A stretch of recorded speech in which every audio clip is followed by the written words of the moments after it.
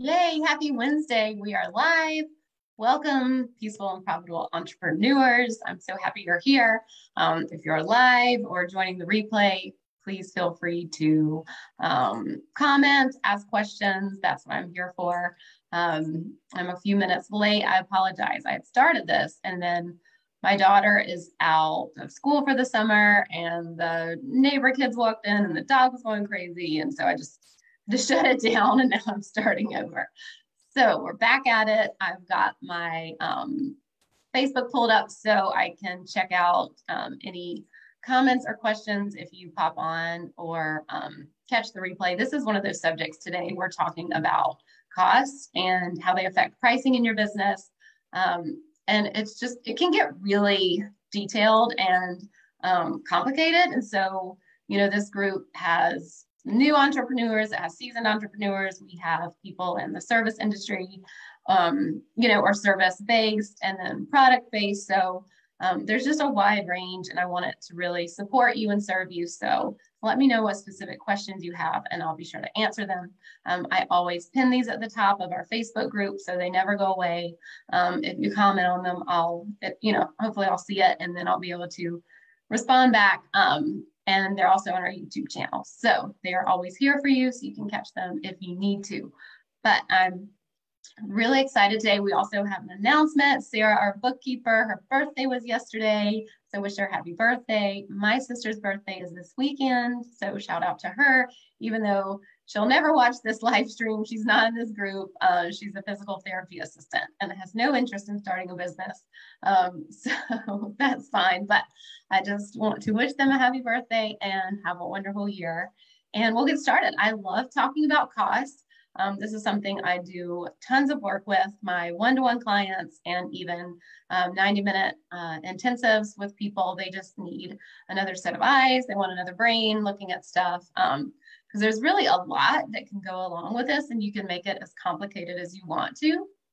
So, let me know today what questions you have and how I can support you. So we'll get started. When we're thinking about costs in our business, we're really stepping into that CEO role and stepping into the CEO shoes because this is just a big thing with running your business as far as pricing goes, as far as the profit and the money that you take home. So just know that it can be kind of hard for some business owners if they're not used to being in the CEO role. A lot of us had jobs before and we were employees and, there's nothing wrong with the employee role, but just it doesn't serve us as we show up as the CEO. So just know that this is kind of a different hat you're putting on, just a different way of looking at your business. So it can be a little rough, not rough, but it's just different to get used to. So I say that, and also looking at things from a neutral standpoint. I think sometimes as business owners, we can feel very connected to our business, and we are, but it can feel very personal.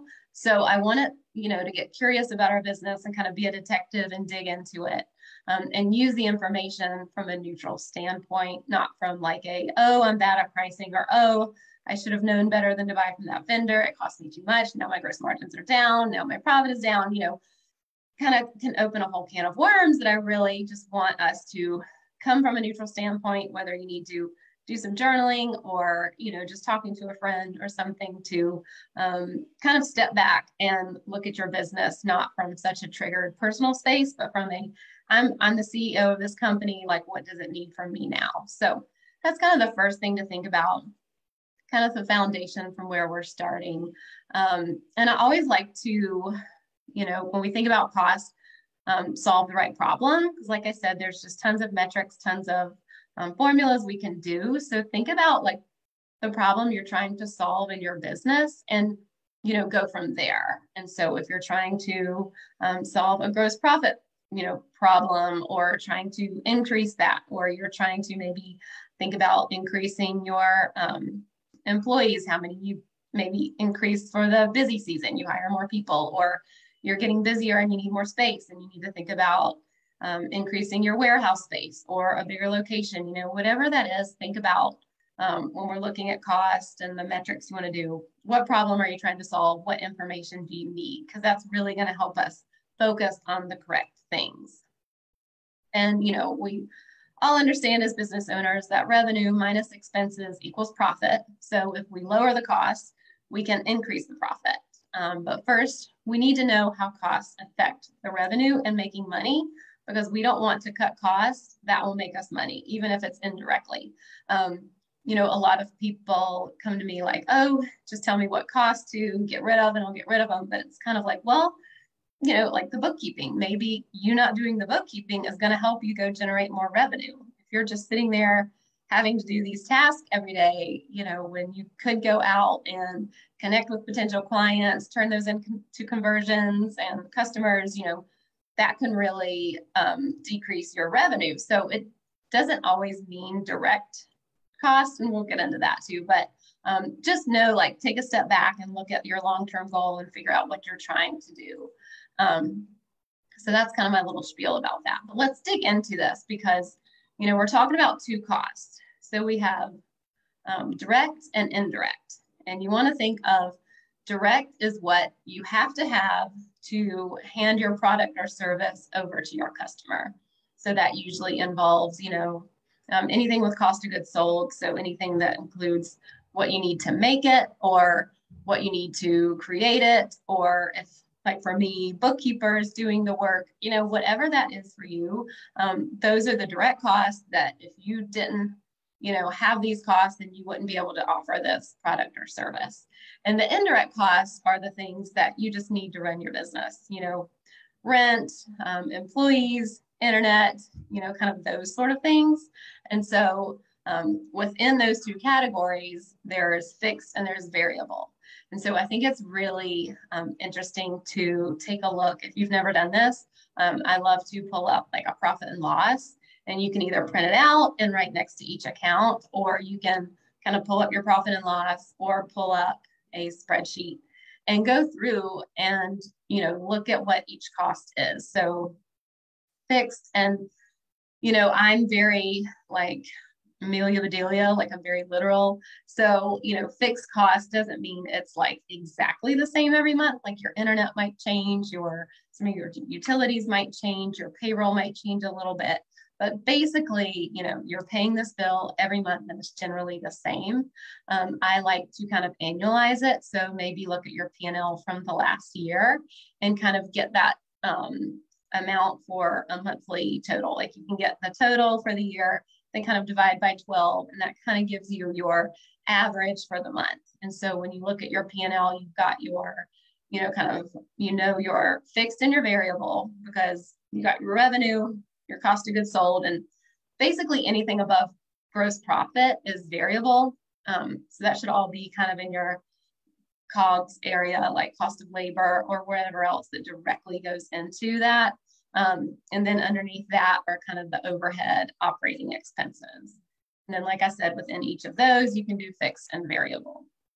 So I think it's really interesting to play with those and to look, because when you're looking at your gross margins, that's revenue minus cost of goods sold equals your gross profit. I think that's just a really good number to look at. And then you take that number and you divide it by revenue, and that gives you your percentage. And I love looking at these over kind of a long term and getting like a quarterly average, because a lot of people think they know their gross margin and they really don't. You know, they think they know it in their head, but really when they put it out on paper, it's just in black and white and they can see it. And it's kind of not what they thought it was. So that's what I like to do with the fixed and the variable cost. What else? There was something else I was going to say about that.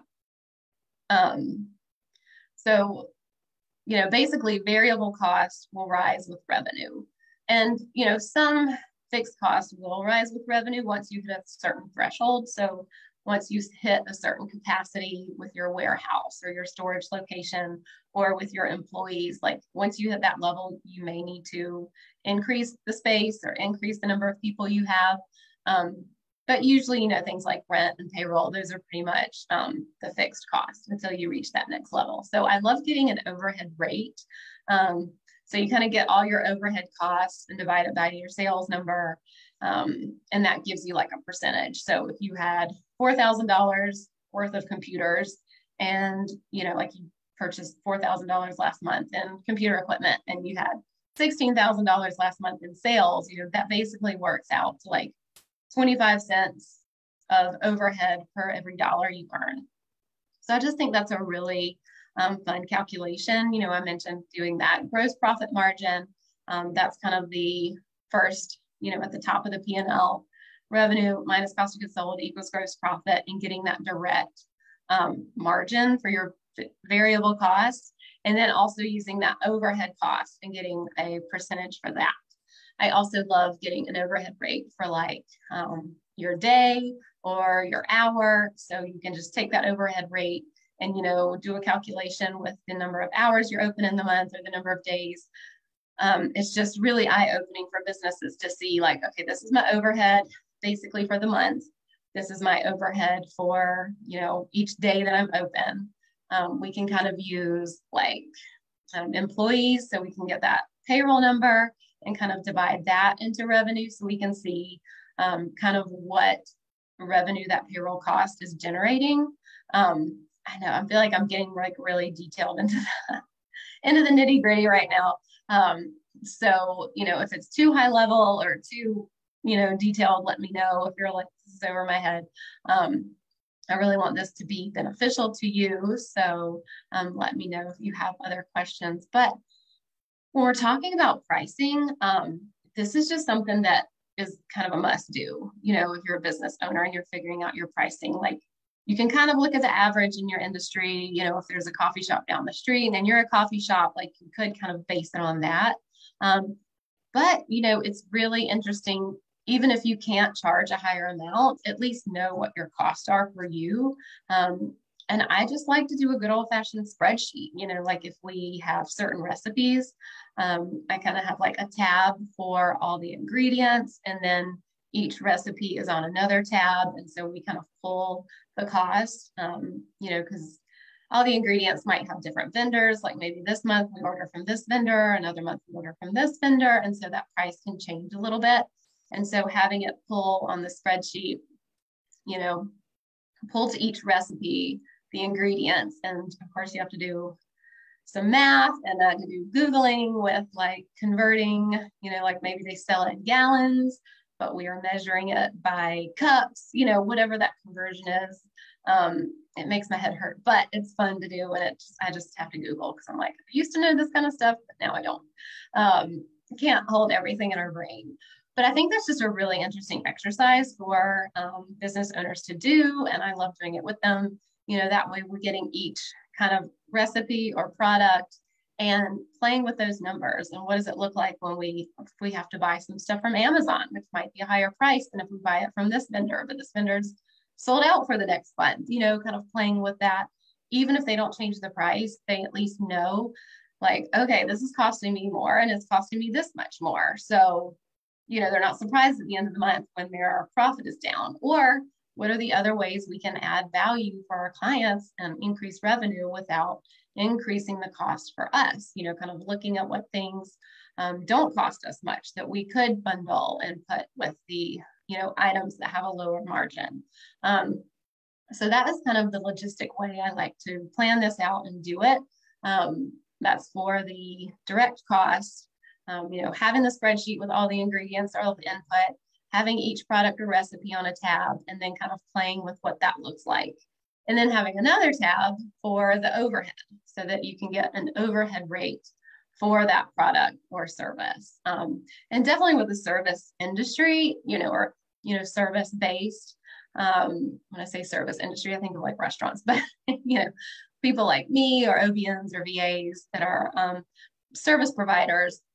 It's a little easier, but it's also a little harder in a way because, usually one of our biggest direct costs is like software, and we're paying for that once a year on all these different platforms. They hit at different times. And so we kind of have to just annualize that and stretch that through the year. And this is something I recommend doing, especially if you are product-based, doing it on definitely a regular basis, quarterly for sure.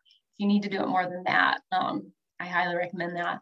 People like me, we can kind of get away with doing it less often because the software goes up every year, but we really can't They don't really tell us how much it goes up. They just charge us and we have to pay it. And so knowing that and keeping an eye on that, maybe not quarterly, but whatever works for you, depending on when those expenses hit. But I hope this has been really helpful today. And thought about drawing a picture, but I don't have my marker here. But, the two types of costs are the direct and the indirect. And then from there, it breaks off to the fixed and the variable. And there's just so many ways you can play with this, and just playing with, okay, if we are going to increase production by this, we are going to need a bigger space. What are those extra costs going to be? That's the stuff I love doing with projecting, and, kind of that planning stuff with business owners. And if you have questions, let me know.